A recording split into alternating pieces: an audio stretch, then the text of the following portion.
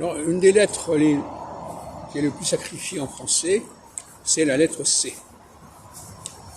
On a l'habitude de supprimer le C dans un certain nombre de cas.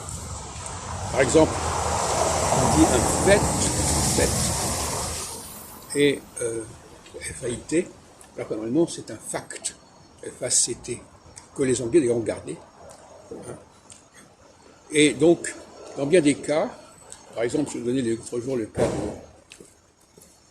de dire, dans un café philo d'ailleurs, on va écrire prédit, je prédis ou je dis, ça s'écrit avec un C. Alors, le participe passé de dire, c'est C, D-I-C-T, et pas D-I-T. Et le féminin sera dicte, dicte, et pas dite. Donc, de même qu'infini, etc. Donc, ce qu'il faut comprendre, c'est que ma grand-mère d'ailleurs l'écrivait dans son bouquin inédit, orthographe, usage plus facile. Il faut toujours faire le tour du champ morphosémantique, c'est-à-dire qu'il faut étudier toutes les variations. Par exemple, s'il y a prédiction, on voit bien qu'il y a le C qui est là, eh bien il faut que ce C de prédiction, il soit là également dans le dicte.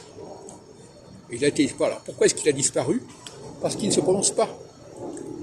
Le I devant une consonne ou un ensemble de consonnes supprime la prononciation de ces consonnes, comme le E. Et donc, effectivement, il ne se prononce pas, mais il s'écrit. Et ce qui est intéressant pour le locuteur français, c'est que il participe à la cuisine de la langue. Ça doit pas être, c'est pas le plat tout prêt. C'est un Lego. Donc, effectivement, on va écrire prédicte, ou dicte, mais on va dire prédit et dit. Et comme on va écrire reflect, et on va dire reflet. Mais le C, là encore, a disparu dans reflect. Donc, il y a des formes en français qui s'écrivent et qui ne se prononcent pas, et qu'il faut savoir accommoder, qu'il faut savoir gérer.